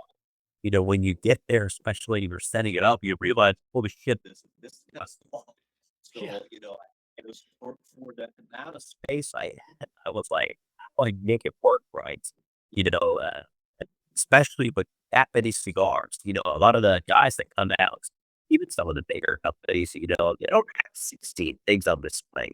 Yeah. So it was one of those things that I had to really pick and choose how I want to play this thing out. And I said, I also want it to where it's in your face a little bit, not in a bad way, but I want you to get attention to it and then just come right to it. It's right there. And that's where the whole thought process came of making a high riser table in your face kind of deal. And we definitely got some good feedback on that. I was kind of worried about it because I was like, this is not the norm. It's not what anybody really does. And I said, I'm just gonna do it. That's kind of how I am. You'll see this as you're watching, and you follow me in the future too. And that's kind of how I do things. I try to do things a little bit more out of the norm. That's kind of like what we did with the Connecticut Triple Mare or the Moto Track.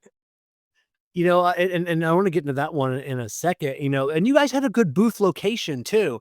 I didn't think so at the beginning, but you were back by the bathrooms, so the bathrooms were all the way tucked in the back. And I don't know if we'd have found you if I didn't have to, if I about pissed my pants having to find a half a mile, from the beginning to go to the bathroom. And I'm like, oh, hey, look, Emami, it's Kerr's like, hey, we should talk to these guys. I'm like, yeah, let's, we're right here next to Nick anyways. He was running late. So So that was a good. Some of the guys not so much of a good booth location, Now, but you guys had a good one. but you said something, Kevin. It's when I was talking to Amina, and now that you mention it, and you start talking about the booth, the the height. Now that I look back on it, I was like, because we did the interview in front of the booth, and everything was at eye level. It wasn't looking down. It wasn't, and nobody was bending over. It was at that perfect height and display of all your products. It was a very sharp and I think um, visually friendly and appealing height and booth itself. Thank you. Thank you so much. Oh, you're quite welcome. So how did you do? Did you sign up a lot of new accounts? How did that go? Like I said, for our first year, going there and being there, it was amazing. So we definitely signed up new accounts, new territories that we weren't in. Just being in Kansas, that's all I focused on for all these years. So Kansas, Missouri side, once we got there, we kind of started branching out, and so it was great, and it's still great. We're still getting calls from people, hey, give your booth. We tried the cigar, we loved it. Let's get moving on something. And so it's still coming in. So that's the thing with the newer brands coming out, the PCA. I encourage you that not to get worried, because I know a lot of guys are like, didn't expect this. Expectation was higher. It's not there, but you got to think about it. As this time passes by your next year and even your second year on that is where some of the guys that maybe they don't want to give you a try. The second year they're probably come back, say, "Oh, they're back. Their cigars were good," and then skip their try. So I think you got to think about it that way. But props is still coming in, so it's great. Yeah, and I know some retailers, and I won't name names 'cause I know a couple of them have said it online, but their rule is it's 3 years. Like if they see you after 3 years, and then okay, these guys they're in it for the long haul. It's like the guys that are there 1 year and you never see them again. And it's like, well, I'm glad I didn't buy. It's like who knows what that would have been. So some retailers it does take a couple of years of them seeing you and they'll be like, you know what, I'll give you guys a shot. You've been here, hustling for a few years now, which makes it nice. Was there, I know you guys sell on your own website. Sometimes that's a sticking point. Sometimes it's not. Did that ever come up? Like, someone's like, hey, I kind of like to do business with you, but I also don't want to compete with you. Has that come up yet? No, no, no. And the reason I think is because, well, one, we let them know right off the bat that, hey, we also have our online, but all of our online prices are higher. So we strategically price our prices higher online. Yeah, so that way we don't compete with the retailers because we want people to go to the retail shop. If they're scanning the QR code, they're going to our website, they see that, oh, this cigar is $15 on the website, but I can give it 12 something. I'm gonna get it here. So it's like a way for us to help the retailers to understand that the consumer then will be more than likely want to tell you. So we want it that way. So we try not to price it in a way to where it would never compete with them in a bad way. So uh, and I think that helps. That helps. But no, we haven't had anybody really complain them. Obviously they ask us, we do it, and then we tell them that they're like, love that, and there's never been a problem. That's good. Like I said, and not all retailers care. Some, as long as like I said, they can't go to your website and see that, hey, I got this 5-pack on sale this week, for $8, cheaper than, than what I can sell it. So that's always a plus. Now, do you have I was on your website. I love the website. Everybody knows that if there's something wrong with your website, Kerr's laughing right now because I'm gonna tell you if there's something wrong with your website. I have told so many people like your website sucks, man. Your website's really good. I love it. It's intuitive. It's that simple. It's that 3-click rule. I want to be able to within 3 clicks, I want to be able to buy something on any website. So on yours, that's definitely there. Do you have a retail finder? Like, I didn't notice it. I didn't delve into every aspect of the site. We do, which is we need to go update that, especially after KC. We've added so many, and we haven't really updated those yet. So that's our fault for not doing that. But we do have a section that says retailers, and you can go through. That once we update that, there'll be a lot more up on there. But we're looking into an API deal where it'll be a little bit easier, so we could just pop it in and populate it for us. Because right now, it's literally everything has to be manually put in. Yeah. One name, address, now this, that. It's a lot of work when you do it that way. But eventually, we're going to add in this API plug in to where you just put in the company's name, and it just goes and finds it from Google, and it populates everything else. Oh, okay. That's great. I love that. Um, Yes, yeah. Well, let's get into some of your cigars. We've been talking for an hour and 40 minutes. Let's actually get into some of your cigars. Let's start off with the Komodo. I smoked one I think last night and loved it. Someone I think Anthony Giannis. I think he was on here. Yeah, he was on here earlier. And he had like made a comment. It's like, oh hey, that might be a Jessica cigar, not like a Kevin cigar, because my wife loves Bye. the fuller bodied cigars in your face, like more nicotine. And I like a little bit more medium cigars. So I loved it. I didn't even let her try it. It was such a great cigar. So tell us like the story behind the what's that? I think I only sent you one, so now I sent you more, so that way your wife can try it. So Yeah. I've got 2 of the Komodos. This is the lighter one. I'm assuming that's Habano or Ecuadorian Connecticut or what is. Connecticut, yes, yes, but it's still a pretty full cigar. It's just not as intense as the Dura one that you smoke. But I'll make sure that I send you guys, both of you guys, for cigars, so you can have some sharing capabilities if you want to. Yeah, I don't share. Jennifer just goes in and says, "Hey, I'm gonna try this." Okay, thanks, honey. It was a I'll send two different packages to your house. One to your name and one. so it was a full bodied cigar. I mean, it was a little on the stronger side, but it wasn't like you were sweating. You didn't have that head pounding. It was just a really good.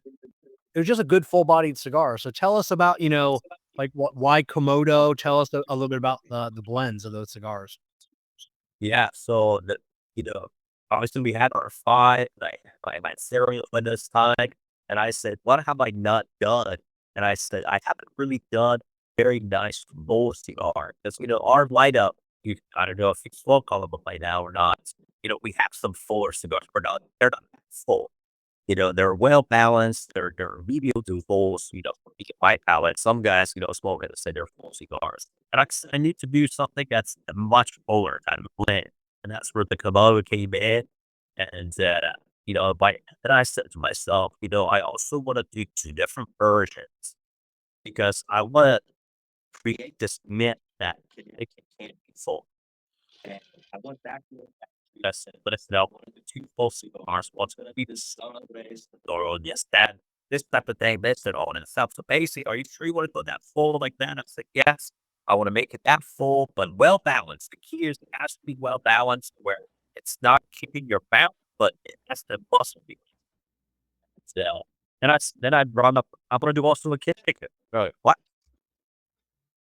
I said, yeah, I'm going to do a Connecticut version of it too. Like, are you sure? No one really wants to do that. No one really does it. Because remember, people are going to look at Connecticut. They guys say it's just wild. I said, but listen, I'm going to do Komodo series. This is the full cigar. I'm going to put it side by side. I'm going to say both are full cigars. One's got, more flavor. One's got more intensity flavor. And the intriguing fact of someone looking at it side by side saying, there's no way Connecticut's going to be a cigar. Velvet now. And once we plug that Connecticut, you can feedback on it too. But that's kind of where it all started, just wanting something more fuller. But now, again, in your mouth, right? I didn't want it to be like you smoke it and you're like, man, I can't smoke this thing. You know, you some full cigars you smoke and you're like, I'm done. Like I can't do this. You know, this was a more balanced full cigar to where once you get down towards the middle and towards the end, you know, that nicotine's building up and now you're feeling it in your body to where, okay, I'm feeling it. I'm feeling this. Yeah, but not like it can get cracked. Yeah, and that's what, like you said, that's what I got out of that cigar. It's fuller body, but it wasn't ass kicking. So, which made it nice. You know, the guys that smoke a lot of cigars that have this tolerance for nicotine, it's actually great in basing cigar and experience for them. The guys that don't really smoke, or they're like once the blue moon smokers that they say, "Oh, I love full cigars." They smoke that. They're in for an experience, right? Yeah. So we've had guys that are like that were sweating and needed chocolate real fast, things like that. But you know, again, those are the guys that are like once the blue moon type of guys. But for us that smoke all the time, you know, this is a very pleasant full cigar. Yeah, and what size? Because like the cigar gentleman, I like the size of that Komodo. I love that size. If that was the good. What's that? It's a Churchill size. Oh, I didn't know. I mean, is it a church? Yeah, it just looked. I don't know. Looked. I like the length. That it was the perfect. I don't know. I really enjoy. I know it was like a 2 hour smoke. It was. It wasn't a fast cigar. Yeah, it's definitely it's a good 2 hour smoke, Churchill size. It's got that nice pigtail on it that resembles like, you know, the tail of the kimono or not the kimono out when you look at it. So it's very, like, when you see it, you're like, what is this? You know, because of that pigtail. So let's move on to the one I know. Kerr before the show, Kerr was talking about the one he's interested in smoking, the 10 by 38 double Lancero, the Alexander. First of all, when you approached the factory, did they have a mold for a 10 by 38? Like, what was the? We were lucky. We were lucky because they had a client a long time ago that Miguel did that especially wanted some double Lanceros, and he said, "You won't believe it if I have those." And when he said that, I was like, "You're fucking kidding me. Let's fucking go." So, and the whole thing behind that double Lancero was that I said, I want to do something like a Lancero, but I want it to be special. I want something longer, something just unique. And then that conversation came to, we have this goal, we had this plan, we did this for him. And I said, that's fucking perfect. Would you could do that? But then I said, I need something very special for the tobacco. It has to be like this long aged. And he said, shit, we need to go get it. So we had to go to AJ, you know, source some of that. But I was like, this has to be a very special cigar, and I wanted to name it after my son. You know, he's a year, you know, it's 13 and a half months now. And I was like, I want to get this, name it after my son, the Alexander series. His name is Alexander. So when he grows up, I can say, look, this was the special cigar, dude, and it is your cigar. So that's kind of how that whole devil wave zero came to life. Now, what's the wrapper on that? It's Ecuadorian Habano. It's an Ecuadorian Habano. And you, if you see my blends Adobe, I love the Ecuadorian Habano. I love the Ecuadorian Connecticut, and I love the San Andres. So it's like those three wrappers are like my top three favorite wrappers. And so I said I want to do that, but it has to be very well aged, long aged. And how, you know, you look at it, you know, it's considering how long we had this tobacco is 8 years age. Wow. Now is that one leaf? Because as a cigar guy, I'm like, where are you getting these freak leaves from? You know, this leaf has to be this big in order to roll a 7.5 by 38. You know, just like it's like, you know, and 10 by 38. or yeah, 10 by 38. So Yeah, it's just tobacco, bro. I'm telling you, it's a very special tobacco. very special cigar size. Only like 2 out of our 40 something rollers kit are fast enough to even do that. Oh, I That imagine. it's very hard to roll. There's a lot of room for errors in that cigar, so getting it right, it's just very tough. So it's a special, very special cigar. I can only imagine. I know how difficult it is. I mean, not personally of rolling a Lancero, but talking with every manufacturer, like not everybody in the factory can roll Lanceros. They'll usually have a team, this Yeah. group of rollers over here. But then when you're, a 10 by 38, it just you literally you're almost doubling the amount, like you said, the amount of things that can go wrong inside that cigar. There's so much. I mean, so many places for that tobacco to go wrong, to be, to have short spots in the middle or overpacked and, having to roll. I'd love to see him rolling that, I was gonna say, we'll have videos of that because that has got to be pretty impressive. It's impressive enough to watch someone roll Lancero, but something that's sorry. I'll do when I go back the next round is I'll get some videos of that. You're right. I've got videos of everything except for that. And I'm surprised I haven't done it. Yeah, so that's a good point. I should probably do that and market that, but it is a secret sauce. So a lot of the times, you don't want some of the other factories to kind of look at it and learn of how this process is being done. We won't show the whole process, but I'll show some parts. And as a social media guy, like that creates videos, that watches other videos for inspiration. I can tell you as the videos I see that get the most traction on all of the platforms are the videos, and we've all seen we've seen thousands of videos of rolling cigars, packing cigars, whatever. Those get the most views, hands down. You could be having someone's Instagram, their video, each of their posts could get 10 views or 100 views.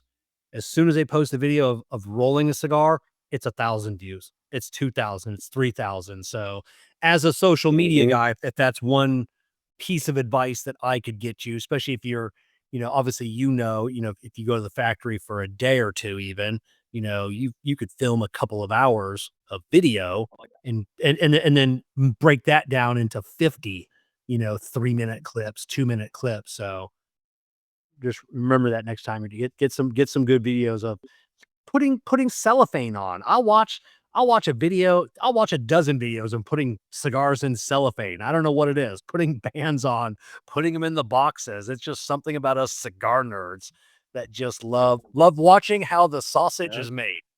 So No, I agree with you 100%. I mean, I love it myself. I love the process. And that's the thing. A lot of guys, when they see the process, they really get to appreciate it too. Because it takes a lot of work, farming side, the aging side, and then the rolling side and packaging side, all of these processes. There's so many things that happen. That, when you get to see these processes, people are like, oh my God, I did not know that all of this shit has to happen for me to smoke a cigar. How many hands have, gone through like all these things? Yeah. oh, exactly. Well, let's move on. So your neck. Oh, then you also have a short Lancero, a 7.5 by 38, more of a normal human size. It's called the Poco Havana. So you've got, did you do the double Lancero first and then come out with the short Lancero, or is it vice versa? I did them together, and the reason I did that is because I knew that a lot of people are going to be afraid of the double Lancero. It has an intimidate. It's kind of intimidating. You see that, you're like, holy shit, I've never seen it. I don't know what to do with this thing. So, but then the regular Lancero, they're more likely to be like, I'll give that a try. So that's why I said I want to do one regular size and one very unique size. So I rolled them together.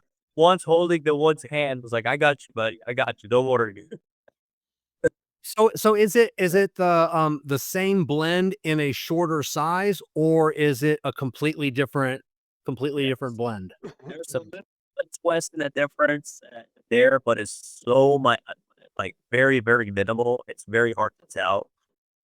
But it really comes down to the size, and that's what makes the Devil Lancer so special.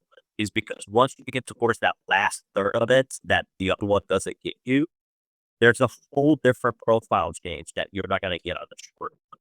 So that's really why I love the Devil Lancer is because of that part of the day. It's just that's the sweet spot. Once you get to that last third, that you just got that whole build up. That's just I don't know. Once you smoke it, you know what I'm talking about. Yeah, I mean, but by the time you get to that last third on that double Lancero, you've got all of that hot smoke that have been drawing through that cigar for the last 90 minutes. The tobacco's heated up. So you're gonna have a lot of, I imagine you probably have a lot of changes. Like it'd be 100%, there's different than the first and second, third by far. Totally different, and it's in a good way. And it's just like I said, it's the sweet spot of that double answer. And I mean, both of them are great, right? But it's just that one double answer at that part of that cigar. It's like, you're like, oh shit, man, I was not expecting that. So, on the double, is that a little bit more limited of a run, just because of the tobacco? I imagine you just probably being able to produce a lot less of that cigar. Yeah, we do limited series of those. We sold out right after PCA pretty fast. We have more coming in the works right now as we speak. But we do limited runs on the Devil Lancer for sure. Sure one, not so much. But yeah, they're very unique tobacco and limited series. So it's only a few allocation for everybody. All right, and then next cigar I want to talk about, because I'm gonna bring this one down to my buddy Abe at Smoke Inn when I go down to visit him this weekend. His daughter's name is Petra, named after the place. I'm assuming that you named your cigar after the place Petra. Do you have a relationship with that place? Have you been to Petra? I've always wanted to go. No, not at all. I've never been, and I'd love to go too. So I'm a history nerd. Like I love watching history and like architecture and all these things. And I take these places that are like on my bucket list or fall in love with just for all different reasons. And Petra was one of them. And like Pompeii is another one that we had. Uh, so for me, it was just like when I was smoking it, what I was feeling, and just I go into this daydreaming. I don't know how to call it. It's not hallucinating, but like I think and I dream, and I was like, "Man, what does this remind me of? Or I want to be?" And I was like, "Hmm, think Petra," and it just came out to be Petra. So it's like you have these moments in life. You see something, you think of something, and then you feel something later, and it kind of brings them together, and then there comes out the name for the cigar Petra. All right, and then what can you tell us about the cigar? So that cigar is got an Oscuro Maduro wrapper. It's got some jalapa inside and a lot of Negro Rockland fillers. So it's gonna give you. You guys haven't smoked it yet? No, you sent me one, and I'm gonna give it to Abe. His daughter's name is Petra. I think it'll be special. That he would love to smoke a cigar with the name of his daughter on there, and maybe that'll be an in smoke in. Maybe he'll like it. He'll call you up. Like, hey, I like this. I'll make sure I send both of you guys extras. Yeah. Like you guys all need to be able to smoke ball, but you're gonna get some notes for me at least. And everybody's palates are gonna be a little different, sometimes. But we blended it to where it's like, okay, I want something to where it starts out with some spice, not too much at all, very subtle, but it graduates to this chocolatey, some espresso notes in there, and it's just mainly a good natural sweet little spice with this chocolatey espresso notes. And then you mentioned Pompeii, another place I've always wanted. I want to see. I want to see the village. I want to see like the people. I want to kind of be there, and kind of experience, not experience what they experience, but You walked that one back, Kev. Yeah, I walked that one back real quick. What can you tell us about the Pompeii? So the story behind, the story behind Pompeii, because you're kind of resembling this, the history of it.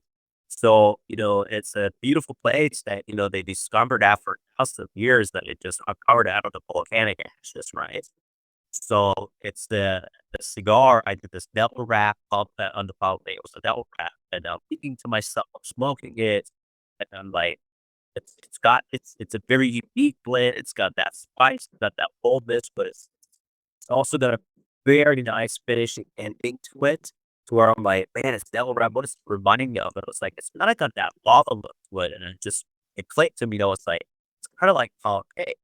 How it was like lava came down and destroyed this thing, but finally, years later, the resurrection, this beautiful thing out of these ashes, volcanic ash, you get to enjoy, and it's got this sweet, thing about it. And I was like, that's what this cigar reminds me of. That's why I said I'm gonna call it Pompeii. I love the story behind Pompeii because like the story behind Troy, they thought it was just a story. They never thought it was a real place. It was just a story that was it only had one person, just one guy escape Pompeii. That was it. If it wasn't for that one person to tell that story, and then for what 1,000 years, people thought he made it up, and then so like I said, same thing with Troy, and then they find it. And then it's just like, holy shit, it's like this place was real and, heartbreaking to see some of the people, that were, entombed in the ash. But, yeah, definitely another bucket list place that I want to go. And then, we got time for talk about one more cigar, the Victoria. What's the story behind Victoria? So my wife's name is Victoria. I think that after my wife loved Bella Victoria and the Delicioso, it's a pretty delicious cigar, but I was like, no. And I did that before I did the Alexander. So I was like, I got to name for my wife. So I chose that one. And I said, I'm going to do this sweet, nice, Delicioso San Andres after my wife loved Bella Victoria.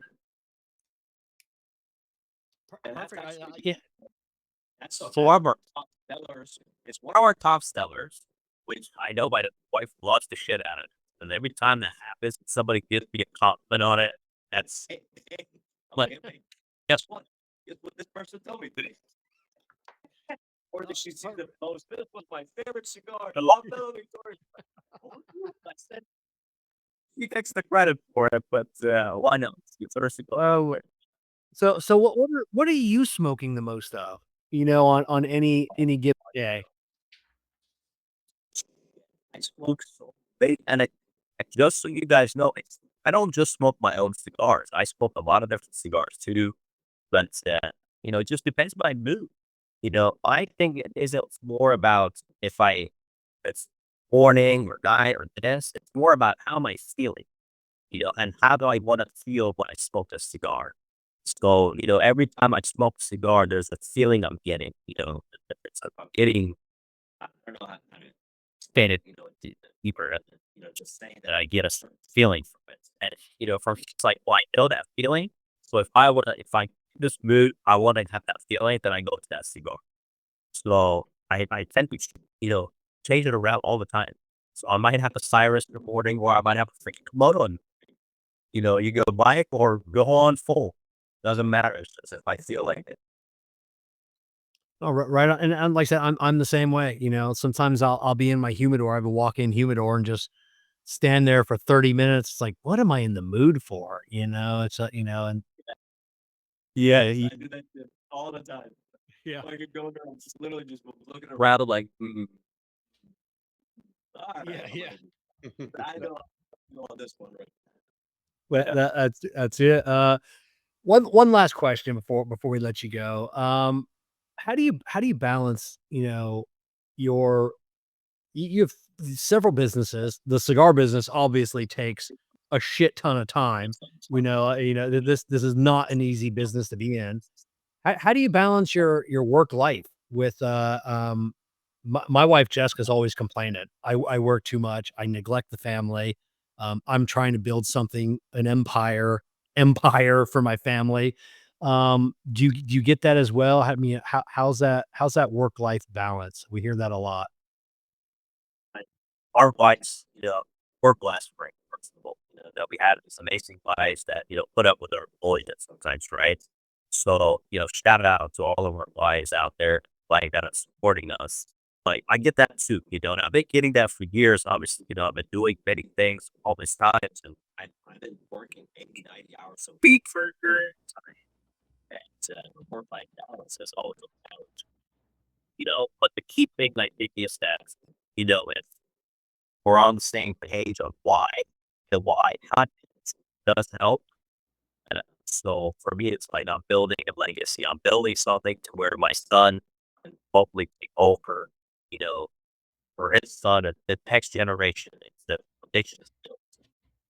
So that's really the giving that freedom to my family for the long term. So I'm willing to sacrifice a lot that and to lay that foundation. And I think, when your wife, eventually, will see that and you gotta have your days, wow, I've seen you this many days this week.